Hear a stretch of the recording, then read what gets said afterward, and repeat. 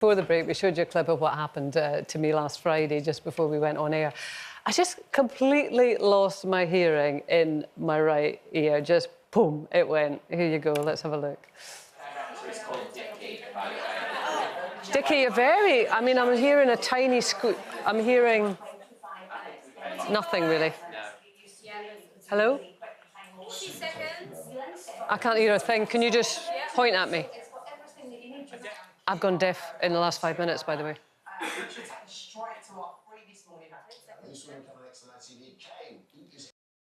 Yeah, that is what you call it. That's what you call a brave face. Yeah.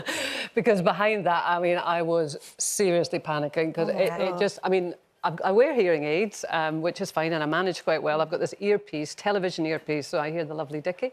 And then I hear you lot with the hearing aid, which I sometimes switch off if I do it.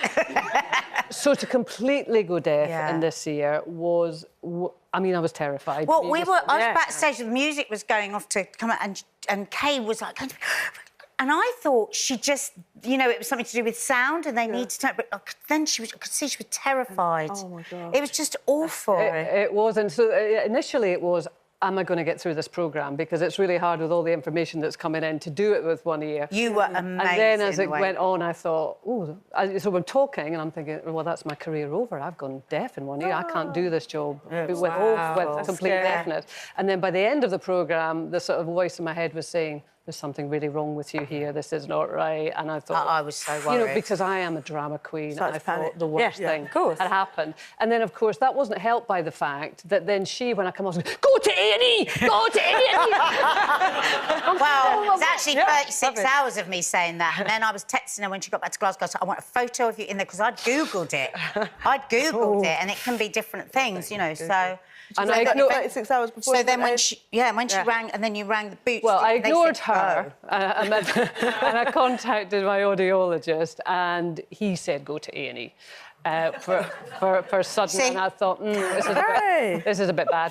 And then I also Googled it online, and also it said sudden and dramatic hearing loss, go to A&E. So I did what I was told eventually, but didn't want to go. It's that strange thing. I didn't want to go because I didn't want anything to be wrong. I didn't want to discover. The people in A&E at Glasgow Queen Elizabeth were amazing. Thank you so much. Thank you so much. And are you all right? And then, well, this is the embarrassing bit. It's not embarrassing. I went to Boots, and you were amazing too, who fitted me in for a quick audiogram because A&E couldn't. It was earwax. And then she sent me a photo of it, just like you did when you did your bowel test. You said, Well, I was rather proud of that. Anyway, you know, 24 hours, and but it could have been weird what your right? head does, doesn't No, but the point is you are supposed to go if you get sudden hearing loss, because if it... But, you know, it's interesting how you react in that situation. Do you panic? Do you go and get it checked out? Do you try and ignore it? I mean, what do you do, Judi? Do you know what? I am, unfortunately, oh, God, I can see my family watching now, I'm afraid. I am one of those people that something could be irritating me or something could be wrong, and I will take my time before I go to the doctors. You know, I had a scare for something a couple of years ago, and I finally ended up going to that particular, you know, doctor.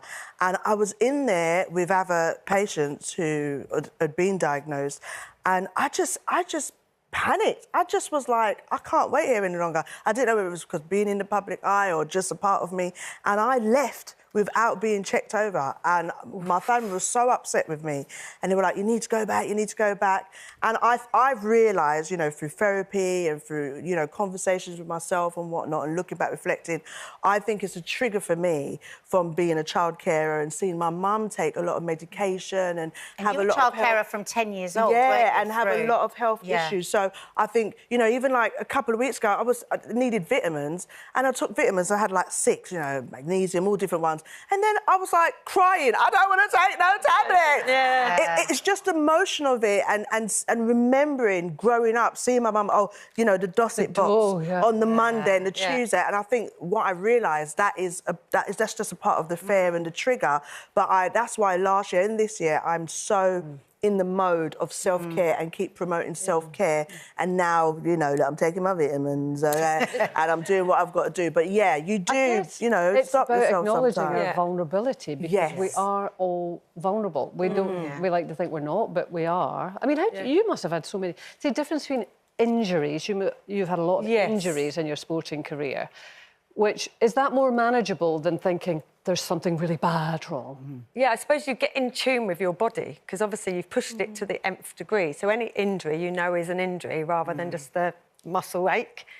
So when it's an injury, it's sort of debilitating to your profession, so you have to go and get treatment. But I always thought I was really in tune with my body from a external point of view, maybe. And the only time when it started to make me really realise, and then I sort of think of your mortality a little bit more, was when my mum had this continuous backache, and she'd had, like, pneumonia and things a couple of years running, and my mum had a backache. So me being into sport, I'm like, oh, I'll massage it out, you know, and I'm saying, no, you've got to start doing this and you've got to start exercising, you know, moaning at her that she wasn't doing enough. And it just didn't go. So she worked at a hospital, and I said, why don't you just go and speak to a specialist, you know? And they said, oh, let's do some scans. And they found that she had myeloma, which is cancer of the bone and the blood. She's passed away now, but it made me really think that just because I think I'm in tune with my body, none of us know what is going on internally. So any of those, if you have a little warning in your head that you think something's wrong, I think you should get it checked. Because there's a sign. You know what I mean? Even if it's not, it's better to know that it's not than to wait too long. You hear of so many people that pass away because they've left it too long. So it's better just to go and get it checked and be relieved than something else. See? Well done. It's interesting, they did a poll on this, and at the age that apparently adults start to sort of change their view on their health and be much more aware of it is 38. So, I'm just coming up to that. Oh, that's funny. Me too, Judi.